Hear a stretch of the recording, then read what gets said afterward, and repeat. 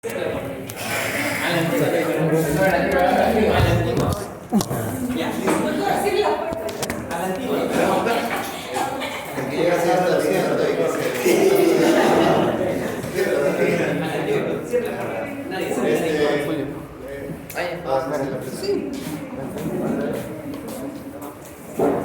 ocupado aquí?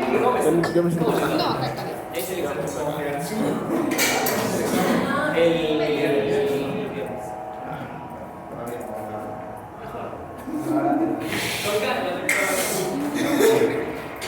Si me demoro. ¿Ustedes saben hasta dónde es? Hasta circulación coronaria 1. Ya, circulación coronaria 2 para adelante. Para el cuarto examen. O sea, todo esto es cuarto examen y las exposiciones. Sí. Ya, vamos a ver la fisiopatología de la insuficiencia cardíaca. No tengo. Ya que la fisiopatología de la insuficiencia cardíaca, ¿cuál es la definición? Igual que ayer.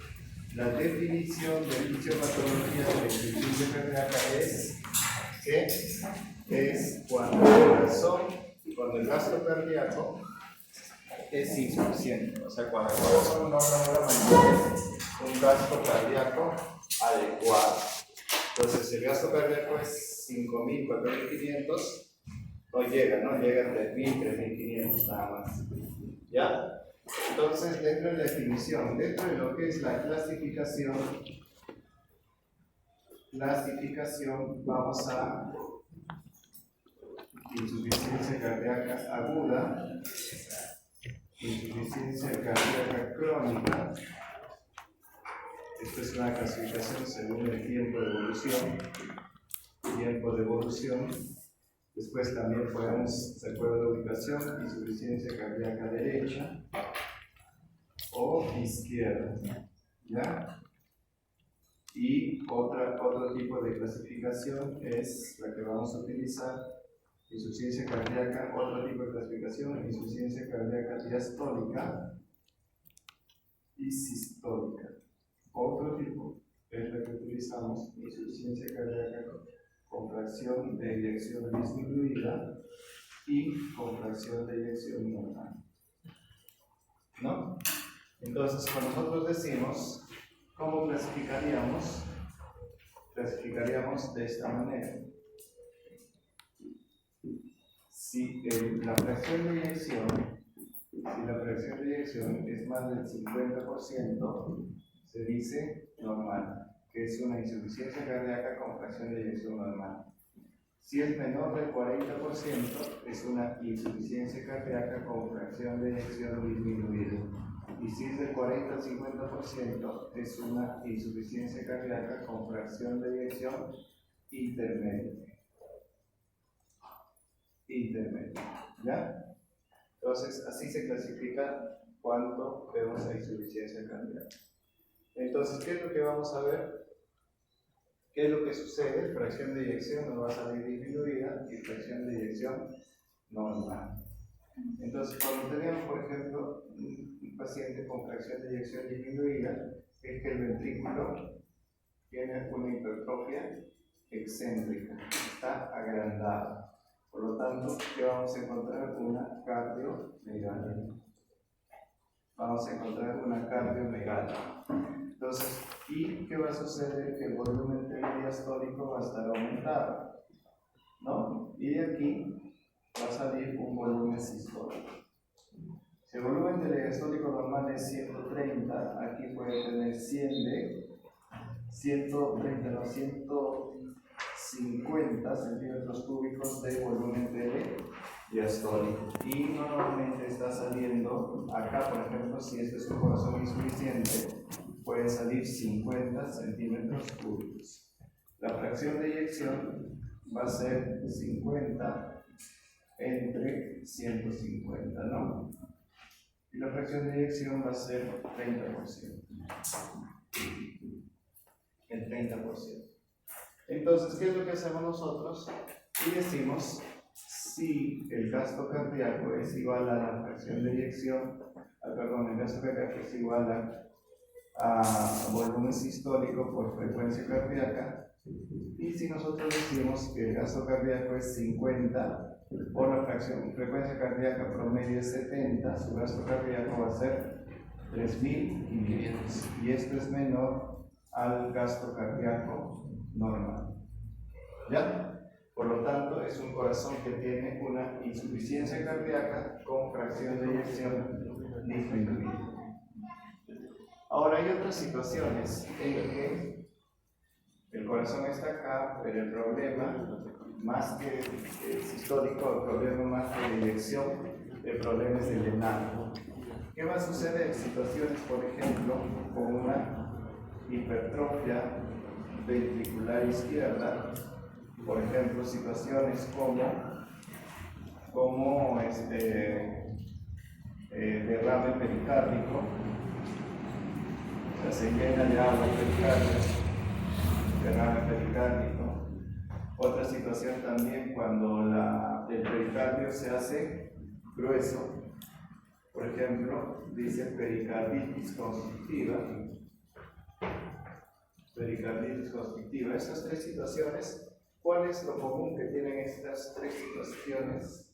Que hablamos además, es una alteración en el llenado ventricular. Aquí había, la alteración es en la eyección, ¿no?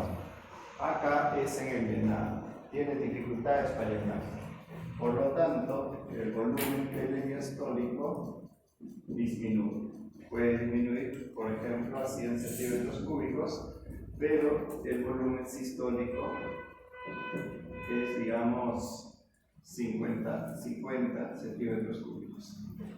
Entonces, si el volumen diastólico 50, puede reducirse hasta 90, ¿no? 50, 90 centímetros cúbicos. Entonces, si yo multiplico igual este 50 por 70, va a ser, este gasto cardíaco va a ser menor a lo normal. Por lo tanto, se dice que es una insuficiencia cardíaca con fracción de eyección conservada.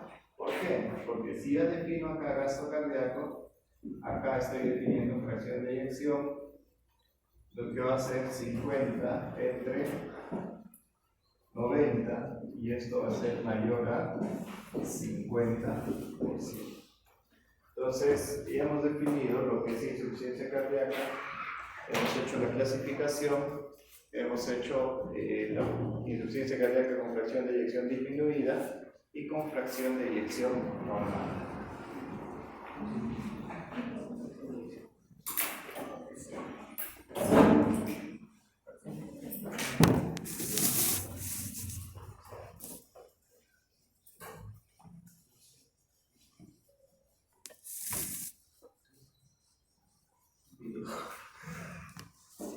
Ahora vamos a ver lo que es en sí la fisiopatología y las manifestaciones clínicas de la insuficiencia cardíaca.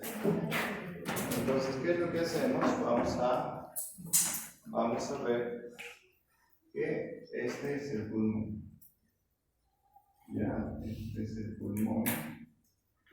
Y acá van a estar las venas pulmonares, ¿no? Y van a llegar a la aurícula izquierda y la aurícula al ventrículo, y de ahí sale la aorta. Es al lado izquierdo.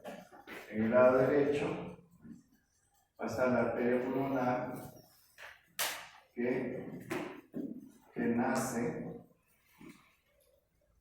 del ventrículo izquierdo derecho, que nace del ventrículo derecho, ¿ya? Que nace el ventrículo derecho.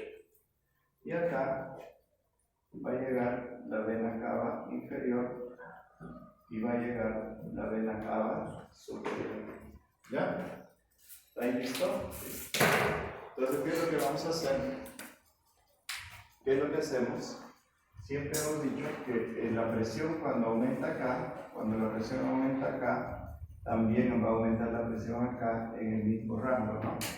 Entonces, ¿qué va a suceder si aumenta la presión acá, por ejemplo, porque, digamos, hay una insuficiencia cardíaca, fracción de eyección baja normal? la aurícula tiene dificultad, no se llena demasiada sangre en la aurícula. Entonces, ¿qué va a suceder? También la presión se va a aumentar acá, pero va a ejercer un efecto retrógrado, o sea, va a querer retornar la sangre, cosa que no lo hace, ¿no? Pero va a tender, o sea, de que el flujo ya no sea pues tan fácil, ¿no? Sino esté así sostenido, ¿no? Pues es un flujo retrógrado, se dice. ¿Y qué es lo que hace este flujo retrógrado? Aumenta la presión acá, por lo tanto, va a aumentar la presión acá en los capilares pulmonares. Ese aumento de presión en los capilares pulmonares va a hacer que se aumente la presión hidrostática. Ese aumento de la presión hidrostática va a condicionar a edema. A edema alveolar, condiciona un edema alveolar, o sea, el alveolo se llena de agua, y comenzamos a, entonces por respirar, respiramos y va a haber un signo que se va a llamar crépitos. ¿Qué es crépitos? Es un signo de edema alveolar donde tomamos aire y suena así. O sea, es un signo inspiratorio. ¿Ya? Entonces, un primer signo de insuficiencia cardíaca son los crépitos. Y aún más, crépitos bibasales. Crépitos bibasales. Crépitos en ambas fases. El otro es la ortopnia. ¿Cómo se define la ortopnia? La ortopnia se va a definir como dificultad para mantenerse en decúbito. Entonces a nuestro paciente lo ponemos en decúbito, nuestro paciente no logra mantenerse echado, se sienta. Señor, te quitamos la almohada y ¡pum! Se sienta. Entonces no puede. ¿Por qué no puede? Porque como el agua está acumulada acá, al momento de echarse se expande hacia los ápices.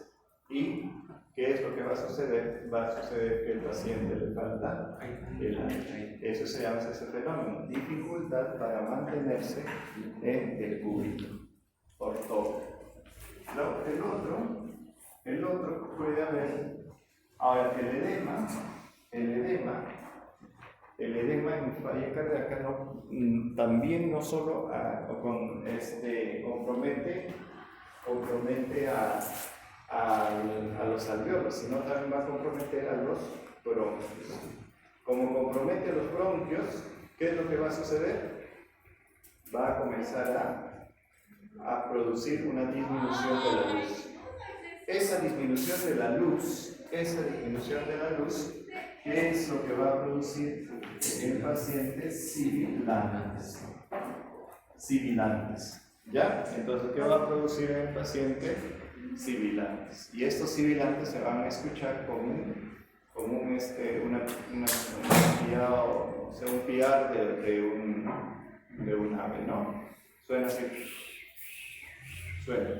Pero no son sibilantes, son sibilantes semejantes a las del asma, pero la fisiopatología es edema bronquial. Del asma tiene otro tipo de fisiopatología. Aquí es el edema bronquial. Pero el edema bronquial y el compromiso bronquial también puede ser que digamos, el edema bronquial puede también producir daño en las paredes de los vasos bronquiales, y eso puede producir una hemoptisis. Pero más que hemoptisis, porque hemoptisis es sangre proveniente del aparato respiratorio, eso es hemoptisis, tosemos sangre, pero esto no es, ¿no? Esto se dice, se conoce como esputo hemoptoico. ¿Qué significa esputo hemoptoico? Esputo hemoptoico significa que, por ejemplo, ustedes se cargan saliva, botan saliva, y a esa saliva que cae al piso le ponen puntitos rojitos así, ¿no? Eso es esputo hemoptoico. O también se llama esputo en rojo grosero. Ahora, estos dos que ven acá, sibilantes y hemoptisis, no son frecuentes, pero se pueden presentar. Más se presentan sibilantes y hemoptisis, se pueden presentar en en un estado más crítico que se llama edema ambiguo del pulmón. Pero en insuficiencia cardíaca simple se presentan los crépitos bionasales y la eutomia. En un estado cuando va iniciando el paciente este proceso, cuando va iniciando, ¿qué es lo que va a suceder? Va a haber lo que conocemos como disnea paroxística nocturna. O sea, cuando el paciente está empezando su enfermedad, va a haber lo que conocemos como disnea paroxística nocturna. ¿Qué es la disnea paroxística nocturna? El paciente se duerme sin almohadas, está echado y en la madrugada se despierta, por eso se llama paroxística nocturna. Esto es en un estado inicial y esto en ortomia es un estado más crónico. Entonces tenemos crépitos bionasales, ortomias, sibilantes, bronquitis, edema agudo del pulmón y disnea paroxística nocturna en estadios iniciales. Y esto todo es lo que está sucediendo ¿dónde? Lo que está sucediendo a nivel pulmonar. Entonces, así como la presión aumenta acá en los capilares alveolares, hace que la presión también aumente ¿dónde? En la arteria pulmonar. Y ese aumento de la presión en la arteria pulmonar hace que aumente la presión en el ventrículo derecho y hace que aumente la presión en la aurícula derecha. Entonces, ese aumento de la presión en la aurícula derecha hace que la sangre, obviamente, haga un efecto retrógrado, ¿no? Como, o sea, avanza, pero no avanza, no fluye completo, no fluye bien. Entonces, ¿qué va a suceder en este punto? En lo que es en la yugular externa. La yugular externa se va a llenar de sangre, como no está bajando la sangre completamente, no está fácil bajando, entonces va a haber un fenómeno que se le conoce como ingurgitación yugular. Entonces lo vemos acá así, una con llena de sangre. Entonces, ¿qué va a suceder? ¿Qué va a suceder acá? Acá en la vena cava también aumenta la presión, ¿no?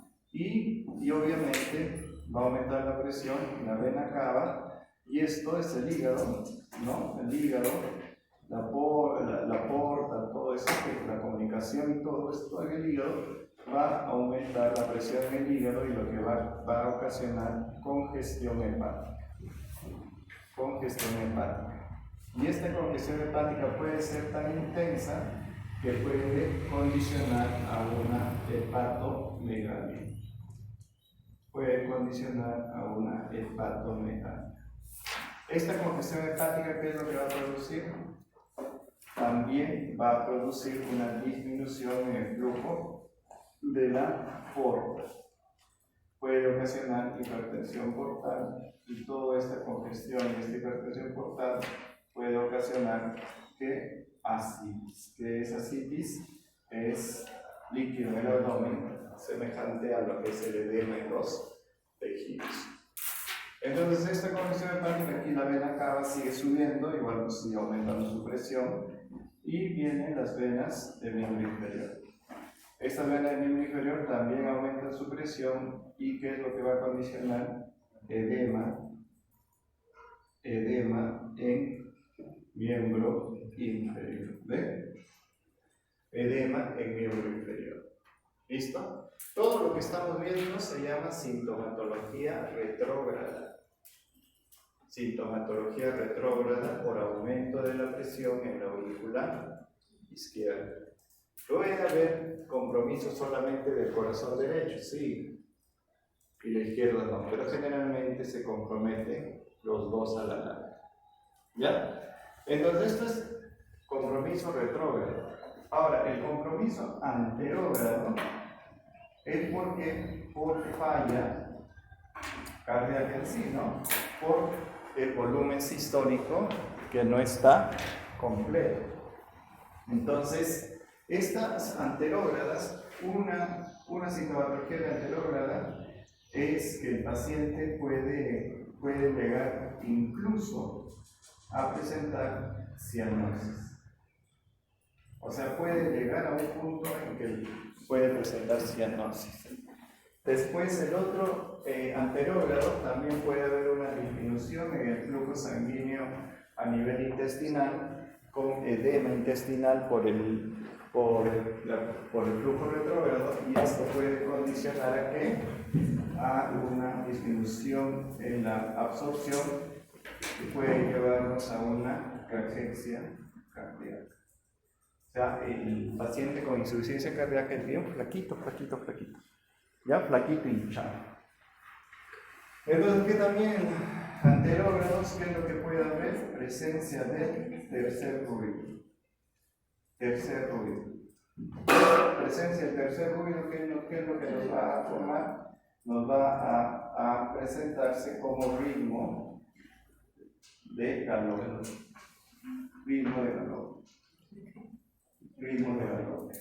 Ya, el tercer ruido, ritmo de calor. Entonces, todo lo que estamos viendo para allá es anterógrado. Incluso puede haber trastorno sensorio porque hay hipoperfusión cerebral. Todo lo que causa la falla cardíaca, o sea, la disminución del volumen sistólico, del gasto cardíaco, pueden todos los compromisos. Entonces, ustedes también pueden decir, doctor, entonces si no le llega mucho flujo sanguíneo a la orina, al riñón, ¿qué es lo que puede haber? Disminución del volumen de la orina, y eso se llama ¿Ves? ¿Se dan cuenta cómo vamos sacando? Y no he necesitado aprender todito, ¿no? Si no lo hemos razonado y ya está. Ahora, este gráfico, apréndenselo porque el otro año en su clase de semiología cardiovascular, cuando vean insuficiencia cardíaca, lo van a ver. Y más fácil que se acuerden de esto. ¿Listo? ¿Ya? Doctor, una pregunta. ¿En todas las insuficiencias cardíacas se va a producir sí o sí edema?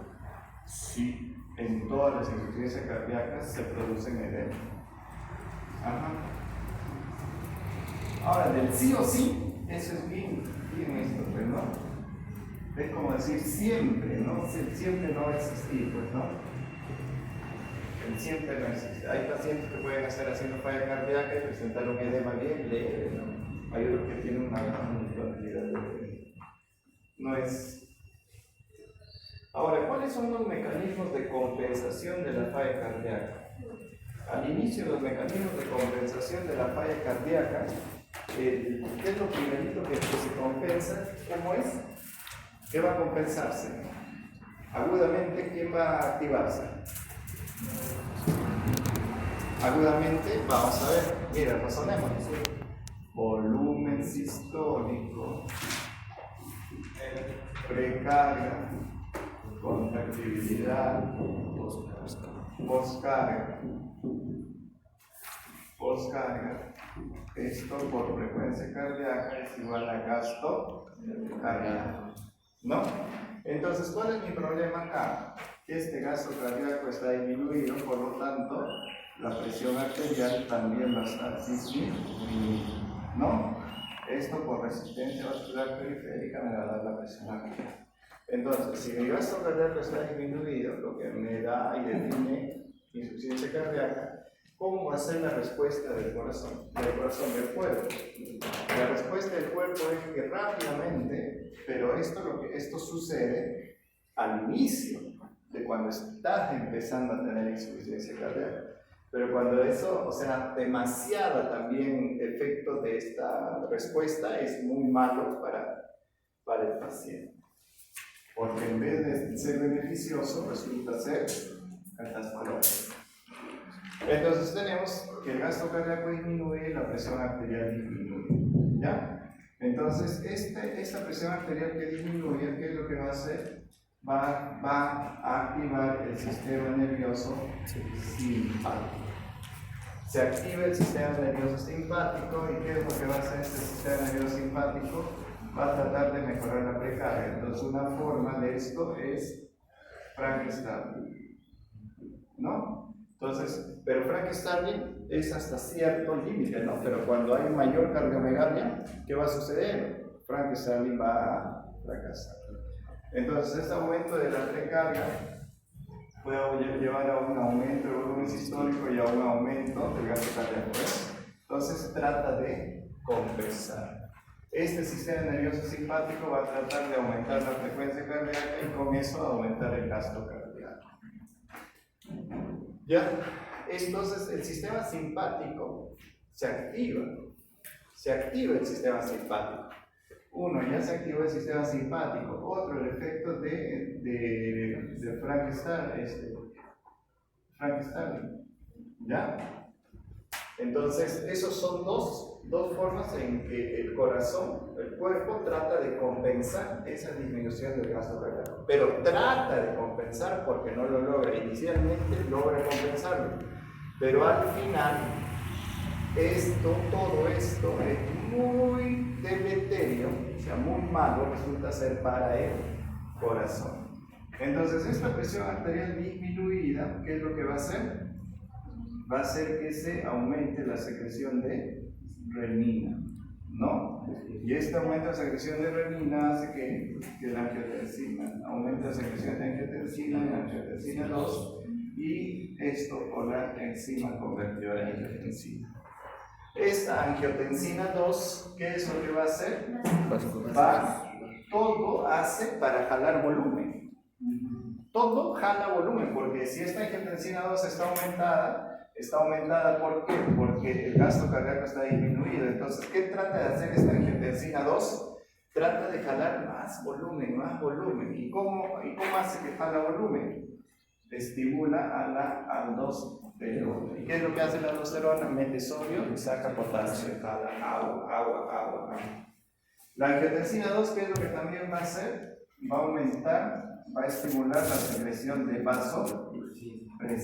¿Y qué es la vasopresina? La hormona antidiurética. Por lo tanto, ¿qué es lo que va a hacer? Va a absorber agua. ¿Tratando de qué? Tratando de compensar esta disminución del gasto cardíaco. Entonces, la aldosterona estimula la vasopresina y también la angiotensina 2 estimula la C. Todos estos tres, si se dan cuenta, estimulan la absorción de líquido. Todos estimulan, con tal de mejorar el gasto cardíaco. ¿Se dan cuenta cómo el cuerpo reacciona con tal de mejorar su gasto cardíaco?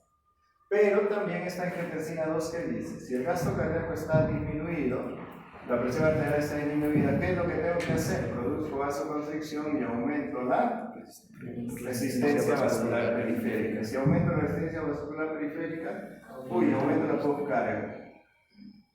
¿Se dan cuenta cómo puede ser deleterio? A un corazón que está insuficiente, aumentale la postcarga. Ya empezaste a valorarlo, ¿no? O sea, esta angiotensina 2 y la vasopresina comienzan a ¿qué? Aumentar la resistencia vascular periférica con tal de mantener la presión. Pero sorpresa que te aumentó la postcarga. Y ese corazoncito que está hasta aquí queriendo, ¿qué va a suceder? Va a colapsar, ¿no? Entonces, esas cosas, por ejemplo, al principio, todo se compensa. Pero, ¿qué sucede en el tiempo? ¿Qué sucede en el tiempo? Estas cosas se hacen deleterias, se hacen malos. ¿Por qué? ¿Por qué se hacen malos? Porque van a producir en el ventrículo un efecto de remodelación ventricular. ¿Qué significa producir un efecto de remodelación ventricular? Va a producir cambios estructurales, histológicos y funcionales en el corazón. ¿Qué significa? Que el corazón se va a dilatar y se va a cambios, o sea, van a desaparecer las fibras musculares y van a aparecer más fibras elásticas y fibras colágenas en un corazón grande y dilatado. Fenómenos de remodelación, por ejemplo, en pacientes hipertensos. ¿Qué es lo primerito que hay en un paciente hipertenso? Entonces el corazón trata una hipertrofia concéntrica, ¿no? O sea, se hace más gordo porque trata de ganar.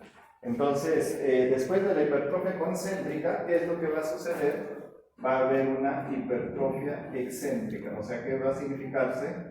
Hay dos momentos. Al principio, la hipertensión arterial te produce hipertrofia del ventrículo izquierdo, se llama hipertrofia concéntrica.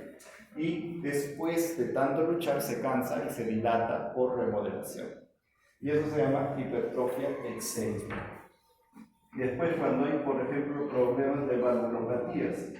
Valvulopatías es, por ejemplo, las insuficiencias cardíacas. Sale sangre, vuelve la sangre, ¿no?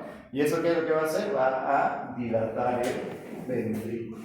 Y por lo tanto ya no pasa hipertrofia concéntrica, sino de frente a hipertrofia excéntrica. ¿Cómo es la traducción de hipertrofia excéntrica? Dilatación. Ustedes son bien piñas, ¿no? Sí, Ya, pues ya fue, ya.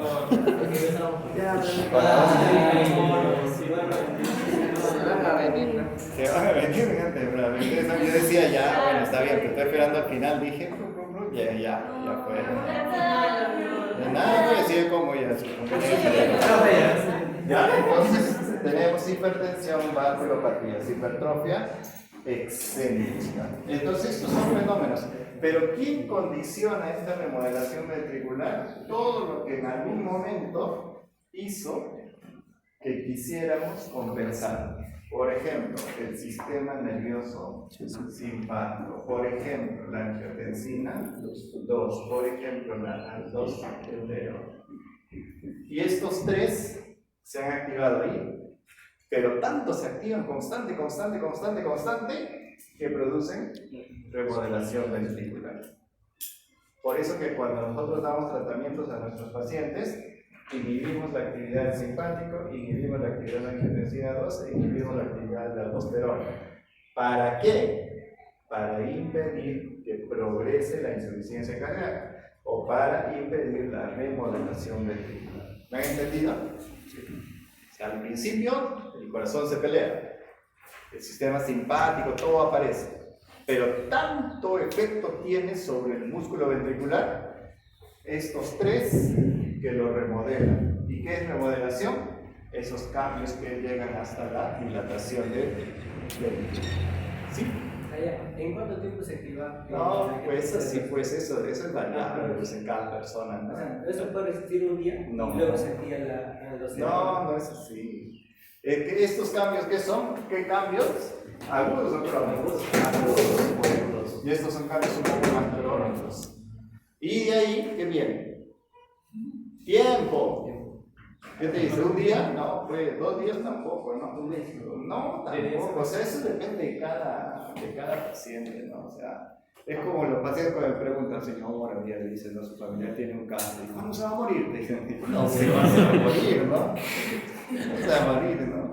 ¿Cuánto tiempo le da? Esa es otra pregunta. ¿Cómo le vamos a dar tiempo? Pues por Dios, que determina la vida de la gente, ¿no? La enfermedad puede acelerarse rápido como la enfermedad puede acelerarse. Hay gente que tiene una insuficiencia cardíaca, digamos, de inicio, al principio y después ya en 4 o 6 meses ya están postrados, ¿no? Hay otros que tienen insuficiencia cardíaca y van 3 años y solo han deteriorado un poquito nada más. Es variable, ¿no? No es el tiempo, en 3 meses, ¿no? No, lo bueno de la medicina es que no es exacta. Porque si fuera exacta no existiríamos nosotros, ¿no? Solo existiría una hiperventilación que se activa primero los receptores y luego se activa porque es egoísta. todo eso, todo lo que está haciendo, solo que yo no he puesto receptores, nada más. Ajá. Listo, ¿ya? Ya hemos entendido entonces cómo se compensa y cómo esa compensación es agresiva a quién? A nuestro ventrículo. ¿Ya? A nuestro ventrículo. Es agresivo a nuestro ventrículo. Entonces, ¿qué sucede cuando? ¿Qué va a suceder cuando se dilata el ventrículo? Cuando se dilata el ventrículo, ¿sí, amor? ¿No? Entonces, ¿qué va a aparecer? Va como si que la clase está bien. ¿Está aburrido? ¿Está consciente? ¿Está con hambre? Decía mi abuelo. No, yo estoy con frío. Ah, ya, eso por frío, está bien. Ya, bueno. Entonces, ¿qué es lo que sucede? Que cuando se dilata el corazón, cuando se dilata y se mantiene con mayor dilatación, estas paredes ventriculares, estos miocitos que liberan péptido natriurético tipo B, que también se le conoce péptido natriurético cerebral. Entonces, como liberan péptido natriurético tipo B cerebral, ¿Qué es lo que se va? ¿Qué esto es? Medible. Medible. ¿Y cómo se mide? Con una prueba que se llama BNP o también ProBNP. Entonces, ¿ves?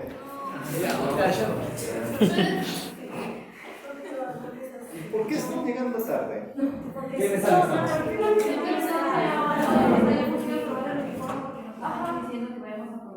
¿Qué? ¿Uniforme ya para el otro año? ¿Van a pasar todavía carga? ¿Qué? ¿No han pasado todavía carga escolar y están pidiendo su uniforme? Bien. Confiamos en usted. ¿Confían mucho en ustedes o están confiando que no tenga tiempo para hacerlo?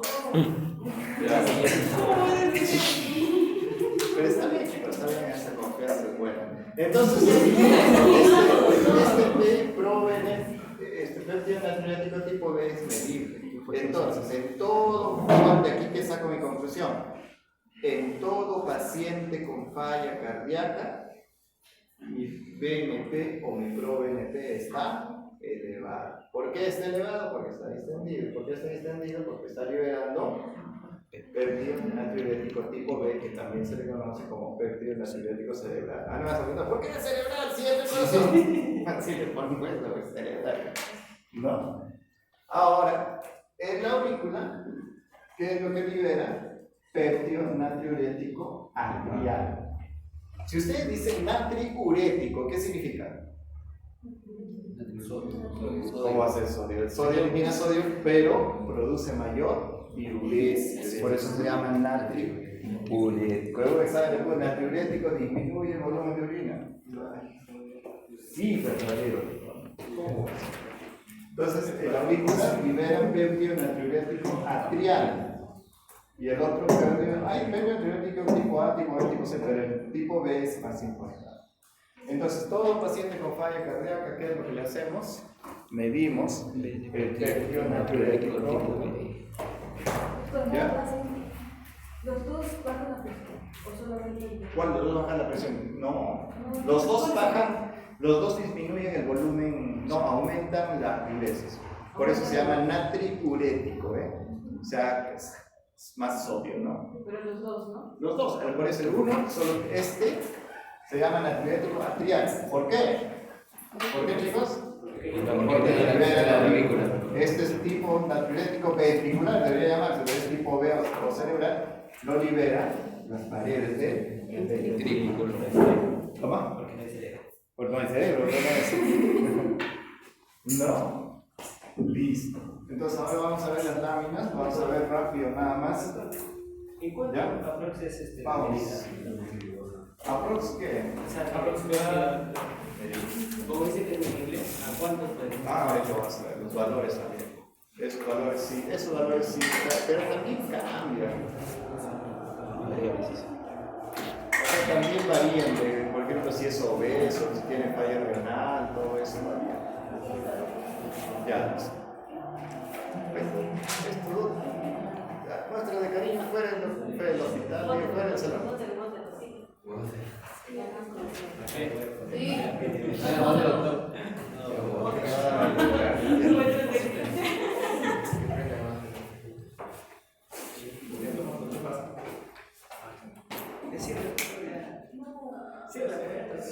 No, pues igual ya está coordinado.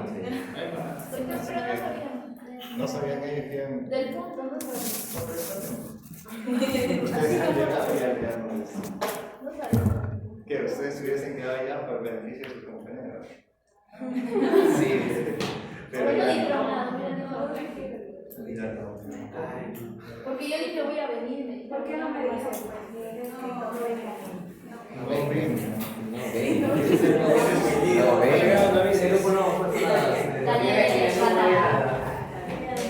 Entonces, antes de empezar esto hemos quedado que el examen sustitutorio va a ser el lunes, ¿no? No. El delegado, el primer delegado, ¿cómo se llama? Daniel Obregón. Daniel Obregón me dijo que el día 8 se cierra todo. Ah, sí, doctor, me dijeron que el extraprogramático de los cursos empiezan el 12. ¿Qué? ¿Y cómo se siempre? De diciembre. Sí, el 12 de diciembre. El 12 de diciembre. 12. 12. Pero ¿cómo van a empezar en diciembre? ¿Se van a Sí, ir? dice que van a Sí, empezar 2 van a semanas empezar antes entonces. y nos van a dar 9 Feriado, días de descanso. Para fiesta. Mire, sí está, del 12 al 22 de diciembre vamos a tener clase, de ahí del 23 de diciembre al 2 de enero Sí, las claro. otras vacaciones que son de 9 días. Y Lo que es ahí- más fácil, los aprobamos a todos y a Sí. Sí. Mejor,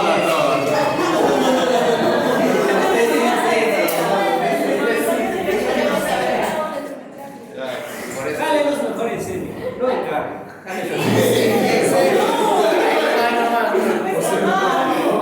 No, en patología la niña es donde está jalando. Sí. El pato. ¿Por qué? ¿Qué te han dicho? ¿Qué han dicho? ¿Dónde está jalando? Todos. De 90, creo, 60 van a dar, 60 o 70 van a dar esto. Suscriptos. ¿Por qué, doctor?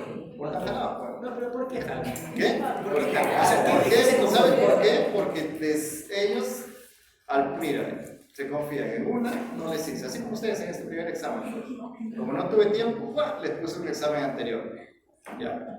Así de simple. Entonces, a ellos, ¿qué hice? Saqué de un banco, también porque no tenía tiempo. Y ya, pues también se pasaron la voz, y todo el mundo salió bien. Bueno, hasta 20 había. Es pecado por usted. No, no es pecado, sino hasta 20, o sea, 20, 19, 18, y era pues extraño, ¿no? Ya, entonces, ¿qué hice en el segundo examen? ¿Qué hice en el segundo examen? Ya no repetí preguntas. Entonces ya no saqué de lo que ellos pensaban de donde iba a sacar. Dije, voy a buscar algún otro balotajes. Lo saqué de ahí, me puse a hacer las preguntas todo, y lo que estaba así, se me van todas aquí. O sea, no es pecado. Y son las mismas preguntas. O sea, también yo me dedico a buscar las mismas preguntas, pero le cambiaba de alternativa por ahí y se me cae. Y todavía me reclaman de todo, que no he puesto del banco. Porque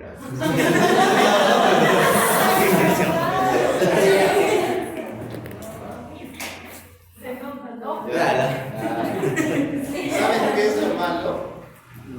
Lo que no me gusta de ese grupo, por ejemplo, lo que no me gustó, y por eso están bien jalados, porque cuando llegaban a clase, por ejemplo, ustedes están aquí, ¿no? Pero cuando estaban ahí en semiología, tú veías de 90, habrían 10 o 15 adelante, ¿no? Escuchando clase. Los demás al fondo, abierto la computadora, conversando, o sea, un relajo, pero así. Qué falta de respeto a usted. O sea, yo me imaginaba, si por ellos están adelante escuchando y todo, fenomenal, ¿no? Tú ves y te entusiasmas, pero tú ves aquí, dice, la verdad que me da ganas, dice, yo les decía, ¿por qué no se van? Les decía, ¿no? Ya, no, igual se seguían quedando, digo, si no van a escuchar la clase, pueden irse, le digo, yo no me molesto, ni siquiera les voy a pasar la lista, no, o sea, lo que pasa es que Keila sí pasa lista, ¿no? Entonces,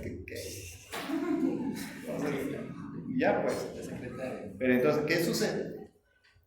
Que ya, entonces le salió en el segundo examen mal. Ya, en el tercer examen dije, ya, pues, le voy a... Y en el tercer examen, ¿saben qué hice? Les puse sus preguntas de ustedes, ¿Nosotros? de Mato Inmune. Las preguntas de Mato Inmune, pero no la parte de inmunología, la parte de plaquetas, las plaquetas de los receptores lipoproteicos, eso le puse. Se supone que eso han llevado, ¿no? Y cuando lo veían, ¡ay, chino! Decían esto, ¿qué es esto? Entonces han llevado mal el curso. Entonces, ¿qué le pasó? Por ejemplo, también eso, enfermedad de von Willebrand, les puse lo que dice, ¿no? Es por defecto de factor de 8 o factor de von Willebrand. Esa es la pregunta, por ejemplo, factor 8 esa es recontraconocida, ¿no? Y esa le puse, cuando hay deficiencia de factor von Willebrand, también hay deficiencia de factor 8. Ahí está, y esa es una pregunta. Y así hay varias. Y entonces, ¿qué hice? En el tercer examen ya les puse 36 preguntas. No, hay mucho, dice, total. ¿Cómo? O sea, 36 preguntas multiplican. Entonces, no hay nada, no les convence. Si les pongo mucho, les pongo poco. Entonces, con 36 preguntas también les puse como 10 preguntas de ustedes, ¿no? Saqué de los exámenes antiguos. Preguntas de anemia, preguntas de todo eso. Ya le y yo dije, ya con esto ya la hacen, ¿no? Son preguntas básicas, ¿no? Peor me salía, ¿no? Ya no sé qué hacer. Ya no sé, pues ahora sí tendremos que bajarles todo el nivel, pues, para que aprueben. Y eso no está bien tampoco. O sea, son preguntas así como ustedes que hemos hecho ayer, porque ustedes dicen, qué horrible el examen, y no estaba feo. ¿Se han dado cuenta? No estaba feo. Era para pensar un poquito. Lo que sí, cuando un examen es así, lo único que tienen que decir, profesor, profesora, por favor, dame más tiempo.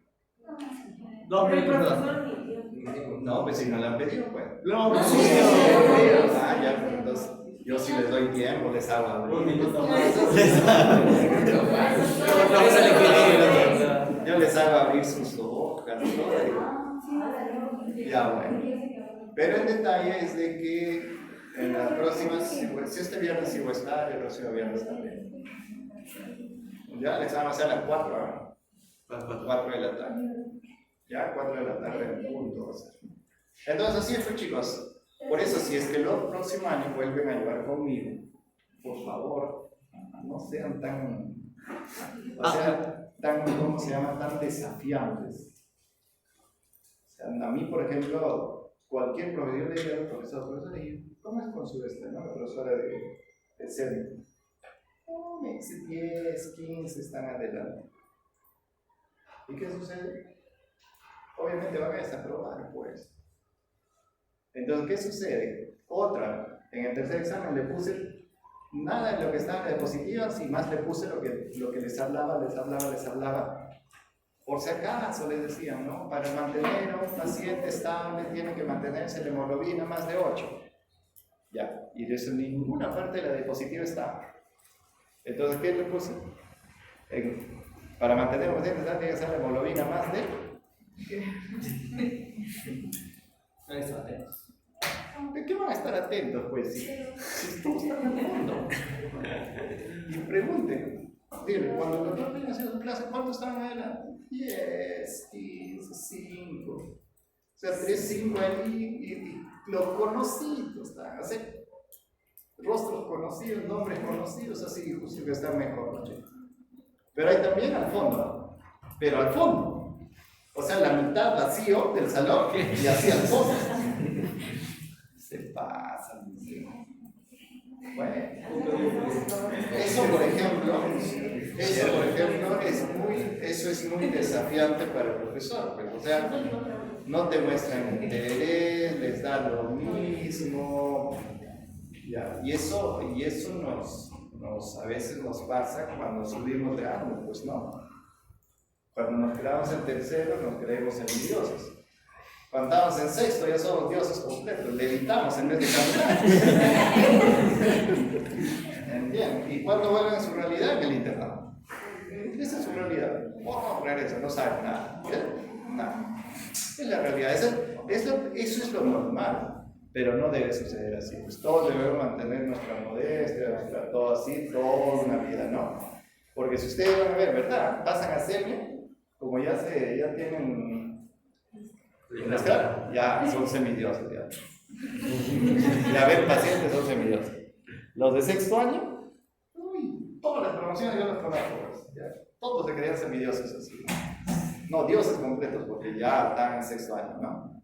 ¿Qué resulta? Y eso mis alumnos, mis internos, también llegan, ¿no? Mis internos, la mayoría de mis internos que trabajan conmigo son primeros puestos de sus universidades.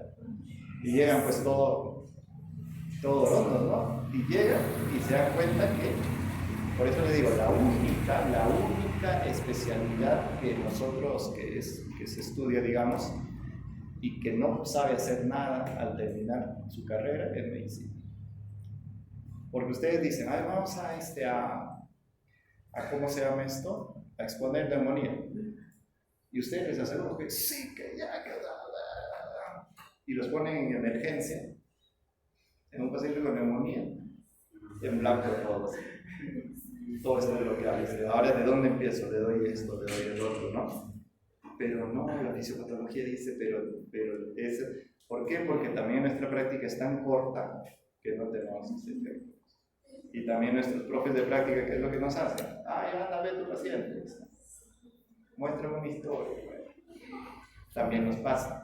Entonces, y eso no es solo en ustedes, ¿no? En todas las universidades del Perú sucede, todas, desde la mejor a la peor. Entonces, ¿qué es lo que trata la universidad? Trata de, por ejemplo, por eso les hace su SECOE, para que traten ustedes de entrenarse para ser médicos. Porque a ustedes, nadie los entrena para ser médicos, les dan una cantidad de conceptos. Pero nadie les dice cómo ser médicos. Entonces llegas a sexto, internado, y no sabes, o sea, sabes, pero no sabes, o sea, tú expones, por ejemplo, una cetoacidosis, ¿no? Ustedes les digo, uy, por eso los dioses vuelven a su realidad. Calladitos nomás todo el año. Y de ahí ya su realidad, ya vuelven cuando ya son médicos y empiezan a formarse. Pues. Y ahí empiezan a formarse. La academia, la única forma de aprender medicina es ver pacientes. No, pero es leer también. ¿Qué vas a aprender medicina sin leer? Igual, ¿no? Vas, por ejemplo, a hacerse, no, vas y estás escuchando lo que exponen ahí el paciente y no sabes de fisiología. ¿De qué te va? Todo tiene su relación así. Así que, chicos, eso a veces nos pasa, ¿no? Por eso es que espero, el otro año espero verlos, ¿verdad? Yo ahorita los veo, todo igual que ellos, ¿no? Cuando los vi el año siguiente ya no eran ellos, pues, y decir, ¿qué les ha pasado? ¿Qué les ha pasado? Y me ayuda, ¿qué es esto? O sea, los veo todo. Y sientan a todos, generalmente se sentan adelante, preguntan, ¿es igual que ustedes? ¿Qué próximo año? ¡Wow! Todo ese mes. Bueno, en fin, así somos todos. Y dirección de cardiovascular, insuficiencia cardíaca, rápidamente lo vamos a pasar porque después ya lo hemos visto. Insuficiencia cardíaca, las definiciones lo hemos visto. Estado orgánico nomás, estado con el corazón incapaz de bombear la cantidad de sangre necesaria para suplir la necesidad del organismo. 2, 3, igual. Definición de insuficiencia. Aquí esta es otra de las cosas que hicimos el de ayer como factores también asociados a insuficiencia cardíaca. ¿Cuáles son? Los factores modificables son los factores cardiovasculares que nosotros conocemos. Y los factores no modificables de la enfermedad coronaria. ¿Por qué la enfermedad coronaria está en lo primerito? Porque la enfermedad coronaria es la primera causa de insuficiencia cardíaca.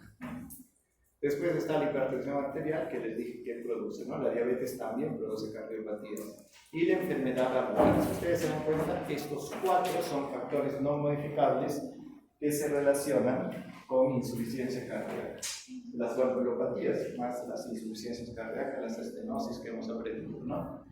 Clasificación según la fracción de eyección. Insuficiencia cardíaca con fracción de eyección reducida, de origen menor de 40, intermedia de 41 a 49 y mayor de 50. Pero si ustedes cuando van a tratar pacientes es mayor de 50, menor de 50. Pero la clasificación clínica es así. Insuficiencia cardíaca con fracción de eyección conservada, por ejemplo, pacientes con hipertrofia ventricular izquierda, taponamiento pericárdico cuando hay gran cantidad de derrame pericárdico. Fibrosis, ECOPE significa enfermedad coronaria crónica, fracción de eyección disminuida. Valvulopatías, cardiomiopatías dilatadas, la hipertensión en primer momento es con fracción de eyección conservada, pero finalmente se cardiodilata y es con fracción de eyección disminuida. Entonces seguimos con fracción de eyección disminuida, incapacidad de inyectar sangre, ¿se acuerdan? O sea, eyecta poco volumen sistólico, ¿no? Y lo que hace con una gran cantidad de volumen telediastólico. Aumento de los volúmenes telesistólico y telediastólico. Etiología más importante que te va a producir una fracción de eyección disminuida, infarto agudo de miocardio. Fracción de eyección conservada, que es la otra clasificación, mayor de 50%. Existe alteración en relajación del ventrículo izquierdo. O también se dice relajación del ventrículo izquierdo o alteración en el llenado ventricular, ¿no? ¿no? O sea, no se llena completamente o tiene dificultades para el llenado del ventriculo. Por lo tanto, el volumen del diastólico disminuye. Etiologías: hipertrofia del ventrículo izquierdo, estenosis aórtica, pericarditis, hipertensión arterial. Clasificación de la insuficiencia cardíaca según la aparición: agudo, persistente o crónico, ¿no? Crónico. Ahora, esto sí es un poquito como para pararnos, que no hemos visto. Clasificación funcional según Nain, ¿no? Signos que dice. Entonces, ustedes pueden decir insuficiencia cardíaca clase 1. Si ustedes se dan cuenta, desde clase 1 hasta clase 4 hay un empeoramiento de su capacidad física. Aquí, en clase 1, paciente con insuficiencia cardíaca, el ejercicio físico no causa fatiga. No. En clase 2 ya ligera limitación en la actividad física. En la clase 3 ya hay acusada limitación de la actividad física, o sea, el paciente, por ejemplo, ya se está abotonando, ya se cansa, ¿no? Ya camina al baño, se cansa, ¿no? Y la clase 4 ya está echado con disney. O sea, ya, por eso dice incapacidad de capacidad de actividad física, síndrome de insuficiencia cardíaca, que están presentes incluso en reposo. Ahora, el otro, ¿qué recordamos de la clasificación relacionada con la capacidad funcional? El estadio C. ¿Qué es el estadio C? Es insuficiencia cardíaca sintomática. ¿Ya? Entonces, cuando ustedes digan, por ejemplo, ¿cómo está y qué tal la insuficiencia cardíaca? ¿Qué clase funcional? Les preguntan. No, 3. No, deterioró su clase funcional, así dicen, ¿no? Este paciente, a lo largo de los años, ¿qué hace? Deterioro de su capacidad funcional, de lo que ya se cansaba al caminar, digamos, 2 cuadras, y ahora ya se cansa al caminar 1 cuadra. Eso es un deterioro de su capacidad funcional. Lo que vemos acá, ¿no? Aquí está la clasificación también, sin limitaciones, clase 1, clase 2, disnea a moderados esfuerzos, clase 3, disnea a leves esfuerzos, mira, ve, lavarse, vestirse, comer, y clase 4, disnea a reposo. Esto es bien frustrante como persona, se han dado cuenta, para nosotros es bonito, ¿no? Mira, los clasificas clase 3, esta es clase 4, pero nunca se ha puesto a pensar como personas ese paciente, ¿qué es sentirse cansado al lavarse, al vestirse? Es que nosotros no nos ponemos en esa condición y a veces somos bien duros, ¿no? Y los clasifican, ¿no? Porque eso es nuestra función también, pero nunca nos hemos puesto, ¿no? Imagínense ustedes estar en clase 3, ¿cómo se sentirían? No, es terrible. Por eso es que una de las cosas que tenemos que tener se llama empatía. Nosotros hay que ponernos en el lugar del paciente, porque el paciente no solo tiene un problema físico, sino también tiene un problema emocional. ¿Tú sabes cuán deprimido y frustrado y amargado puede estar este paciente con clase 3 y peor con clase 4? Sabiendo que no se va a morir. Es fácilmente me muero. O sea, si llora más de tiempo, más clase. ¿Cómo? Más deterioro. ¿Cómo? Si llora, más deterioro. O sea, si sabe que no puede lavarse el físico, se pone a llorar, se cansa. Entonces, ni por llorar se puede llorar, porque es más O cansado. sea, tú sabes. ¿Qué? Mi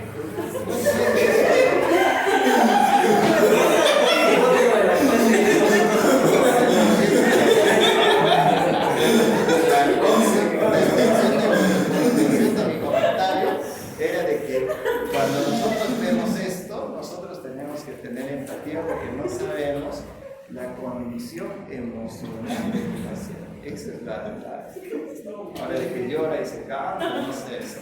Es que dice que no se puede hacer muchas No puede ser, Pero a lo que se refiere mi compañero es que hasta por llorar se cansa. No sé, pues eso no dicen, ¿no? Es que dice que cada día el reposo, y si estuviera en 4 y se pone a llorar, más se cansa. Es verdad, pues, ¿no? A ver, hazlo llorar, pues, a un clase 4 y no sé Fisiopatología. ¿Cuál es la fisiopatología? Aumento de la presión subiendo, ¿qué?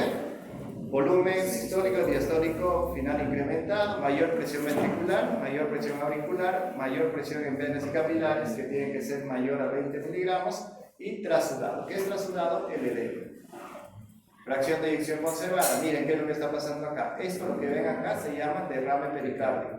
Este derrame pericárdico está impidiendo que el corazón se relaje.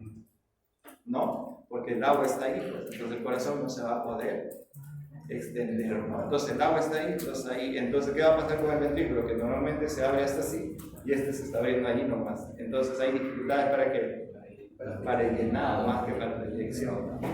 Entonces, acción de eyección conservada. Otro, la hipertrofia ventricular izquierda. Miren, esto es un corazón normal, miren, así, si bien es cierto que es morrito, pero esto es exageradamente hipertrofia. Por lo tanto, la luz del ventrículo también disminuye. Entonces, fracción de eyección conservada, lo mismo que fracción de eyección disminuida. Igual, limita el llenado ventricular, mayor presión ventricular, mayor presión auricular, presión capilar pulmonar incrementada y trasudado, lo mismo, ¿eh? Y mecanismos compensatorios, Frank Starling, le dije, ¿no? Entonces, ¿qué significa Frank Starling? Al principio llena, trata de que al estiramiento trata de aumentar la fuerza, pero tanto es el volumen que estira demasiado y que sale de lo que Frank Starling nos dice. Incremento de la vasopresina. ¿Se acuerdan que les dije? Angiotensina 2 estimula la vasopresina. Actividad del sistema nervioso adrenérgico, sistema simpático. Actividad del sistema renina, angiotensina 2. Miren, todo lo que hemos dicho que se activa cuando tratando de compensar la falla cardíaca, todos estos al principio son buenos, después ya se hacen malos para el paciente. Entonces, ¿qué dice? La actividad neuronal, sistema nervioso autónomo, angina-angiotensina, hormona antidiurética, incrementa la resistencia vascular periférica, incrementa la presión y mantiene la perfusión de órganos. Pero ¿qué es lo malo? Que este incremento de la resistencia vascular periférica también va a incrementar la posca, o sea, el corazón, le dificulta más la salida. ¿Y qué nos dice? El efecto agudo es benéfico y el efecto crónico es perjudicial. Entonces, ¿cuál es el mensaje? Tenemos que bloquear esa progresión. Activación neurohumoral, responsable de los síntomas, determinante de la naturaleza progresiva. La activación neurohumoral es esto, ¿no? Entonces, determinante de la naturaleza progresiva. ¿Por qué? ¿Cómo se traduce esto? En remodelación ventricular. Responsables del daño continuado de órganos del sistema cardiovascular. Mira, ¿qué te está diciendo? Que la activación neurohumoral crónica es responsable de la remodelación ventricular. Consecuencias a largo plazo, crónico, efectos estructurales, hipertrofia y remodelamiento. Gasto cardíaco disminuido, secundario, capacidad física disminuida, el impacto fenotípico. O sea, el impacto fenotípico es que se da por una caquexia cardíaca. Ahora miren, la activación del sistema adrenérgico como mecanismo compensador. Primero tenemos la disminución del gasto cardíaco, se estimulan los vasoreceptores, se hace un estímulo adrenérgico, ¿no? Este estímulo adrenérgico, ¿qué es lo que va a hacer? Va a producir una vasoconstricción venosa, aumentando el retorno venoso, tratando de compensar el gasto cardíaco. Aumenta la frecuencia cardíaca, aumenta la contractilidad con tal de compensar el gasto cardíaco. Lo mismo, ¿no? Este estímulo adrenérgico produce vasoconstricción arterial, aumenta la resistencia vascular periférica, tratando de aumentar la presión arterial. Pero todo esto, uno se imagina pues que está muy bien, ¿no? Pero inicialmente es beneficioso, después se hace perjudicial. También se activa el sistema renina-angiotensina-aldosterona, pero en etapas más avanzadas. ¿Por qué se presenta? Porque hay un bajo flujo renal. Porque el gasto cardíaco está disminuido y hay un bajo flujo renal, se estimula.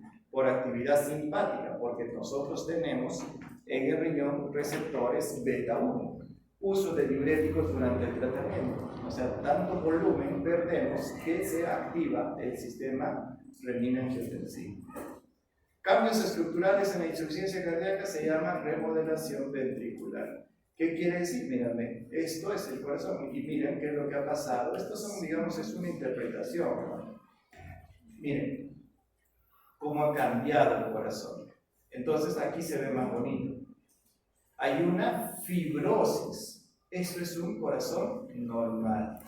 Aquí hay, mira, una cantidad de cardiomiocitos y aquí hay menos cardiomiocitos, pero mira que han aparecido más. Fibras colágenas. O sea, estos cardiomiocitos que están acá se reemplazan por tejido intersticial. Entonces esto, el corazón se dilata y se vuelve así. Como la anterior imagen. ¿Perdón? Como la anterior imagen. Como esta imagen de aquí, se vuelve así. Esto es un fenómeno de remodelación, o sea, es un fenómeno de cambio estructural. Aquí miren el fenómeno de remodelación, miren en el infarto de miocardio. Aquí está el infarto de miocardio. Este infarto de miocardio hace que se hipertrofie las otras zonas que no están infartadas, y en el lugar del infarto, en vez de aparecer tejido muscular nuevo, esto se remodela, ¿ven? Ya se vuelve un tejido delgadito. Y después de este tejido delgadito, todo se adelgaza. ¿Por qué? Porque este hace un efecto a que se comienza a remodelar todo. Y al final hay una cardiomiopatía dilatada, ¿no? Ahora acá, miren, este es un corazón normal. Y les decía, por ejemplo, en un paciente con hipertensión arterial, ¿qué es lo primerito que hay? Hipertrofia concéntrica. Puede ser una falla cardíaca con fracción de eyección normal. Y después hay una hipertrofia excéntrica, o sea, va en este proceso. Aquí cambios estructurales en la remodelación, sobrecarga de presión. Miren cómo es el miocito, se aumenta, hipertrofia excéntrica, concéntrica, se aumenta la cantidad de fibroblastos, colágenos, miren, y se remodela hipertrofia excéntrica. Doctor, disculpe, ¿la concéntrica va necesariamente a la excéntrica o son diferentes? No, la concéntrica, cuando hay por ejemplo, hay una estenosis pulmonar, estenosis aórtica, hay una hipertensión arterial, entonces, ¿cómo está la postcarga? Está aumentada, ¿no? Entonces, ¿qué hace el corazón? Al principio trata de esforzarse y se vuelve más grueso el ventrículo. Eso se llama hipertrofia concéntrica. Pero esa hipertrofia concéntrica a la larga se remodela y se vuelve hipertrofia excéntrica, se dilata a la larga. O sea, nunca va a haber de hipertrofia excéntrica a concéntrica, siempre es de concéntrica a excéntrica. Y cuando hablan de dilatación, están hablando de hipertrofia excéntrica, por si acaso. Y el infarto, lo que les decía, primero aquí va a haber una hipertrofia excéntrica y aquí una concéntrica, pero luego finalmente termina como excéntrica. Factores que contribuyen al remodelado. Mira, toda la presión, todo lo que tenemos, pero ¿qué es lo que más va a hacer al remodelado? Los tres que les digo, ¿ya? Signos y síntomas de falla cardíaca, bueno, ya les expliqué esto, ¿no? Esto sí, bajo volumen minuto, esto ya lo tenemos. Ya aquí, por ejemplo, los signos. Crépitos, ¿ya? Taquicardia, también, ¿no? Porque incrementa. Puede haber hepatomegalia, sí. Edemas, sí. ¿Ya? A cuarto ruido es menos. El tercer ruido siempre. O sea, cuando les pregunto yo, por ejemplo, ¿qué patología se presenta mayor con mayor frecuencia el tercer ruido? Insuficiencia cardíaca. Esa es la respuesta. La sospecha de insuficiencia cardíaca es clínica y se basa en presencia de signos y síntomas. Lo que les decía, tercer ruido, ritmo de galope, crepitante, inclinación yugular, reflejo, hepatomegalia, edema, ¿no? Latido apical desplazado lateralmente, que es el choque de punta que sale del quinto espacio intercostal, línea media clavicular hacia afuera, hacia la izquierda. Disnea paroxística nocturna, la ortomia, ¿ven? Disnea de esfuerzo, tos nocturno, la frecuencia cardíaca elevada y la ventometría es cuando hay dificultades también para aumento de la respiración. Esto, ahora, ¿por qué es importante? ¿Por qué? Porque nosotros decimos, sospechamos de insuficiencia cardíaca y ¿qué le pedimos? ¿Qué examen auxiliar? NT-proBNP o BNP. Y aquí está la pregunta de su compañero. Si el BNP es mayor o igual a 35, tenemos una alta posibilidad de que sea Insuficiencia cardíaca. Entonces, el corte es 35. Y el corte del NT pro BNP es 125. Entonces, si está más de 35, más de 125, hay una alta sospecha de insuficiencia cardíaca. Por lo tanto, a ese tipo de pacientes se les solicita ecocardiografía. Y con la ecocardiografía definimos la fracción de eyección o confirmamos la insuficiencia cardíaca.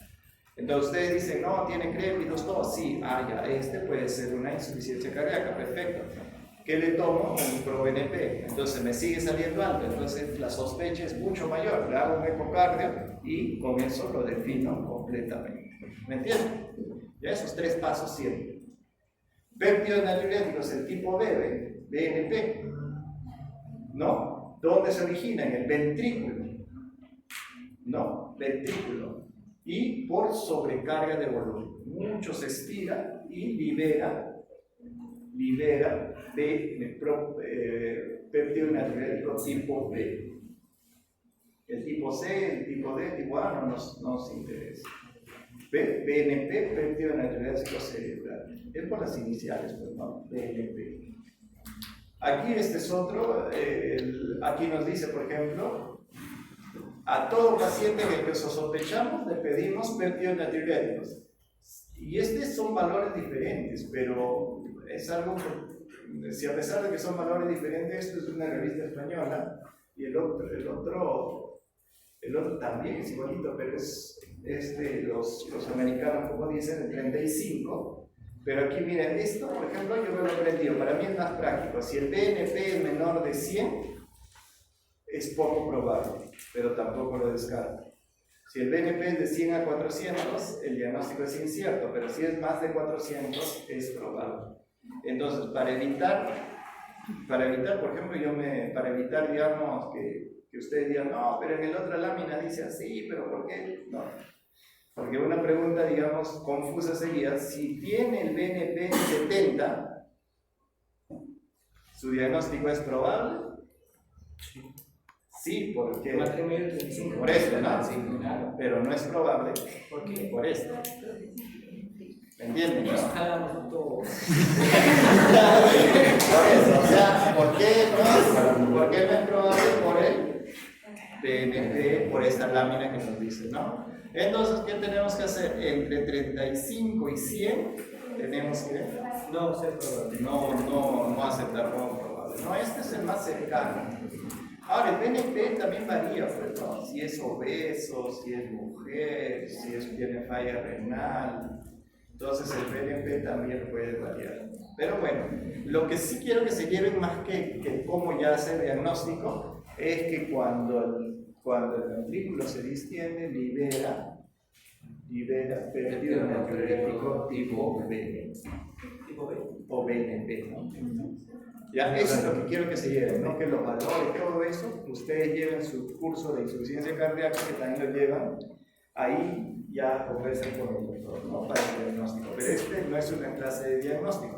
Lo único que quiero es que fisiopatológicamente vean cómo se va deteriorando el corazón. Doctor, ya que tiene una clase de diagnóstico, pero algo así, el mal de Chagas también hace una cardiomegalia. Quiere decir que también nos puede salir elevado. Claro, el BNP por eso es celular, ¿no? Pero por eso tomamos el electrocardiograma para ver el Electro, no, puede ser ecocardiograma. Sí, Ajá. No, nosotros podemos poner así, es que nosotros el paciente sí, pero como les digo, esto no es una clase de diagnóstico, simplemente esto es un enfoque normal. Lo que sí deben de recordar siempre, que el corazón libera BNP. Eso es lo que se llama en pacientes con falla cardíaca. Los valores, bueno, pueden confundirlos incluso. Objetivos, lo pasamos primario de tratamiento y listo. ¿Alguna pregunta? ¿Alguna pregunta? Ya hemos hecho, miren, hemos hecho la parte de la pizarra que hemos hecho despacio y esto que lo hemos hecho jugado porque ya lo conocemos. Entonces, mañana ¿qué hora tenemos clase? Igual, no, 5:45. Nos vemos. Doctor, policía. Doctor, esta bala, claro. Doctor, delegado.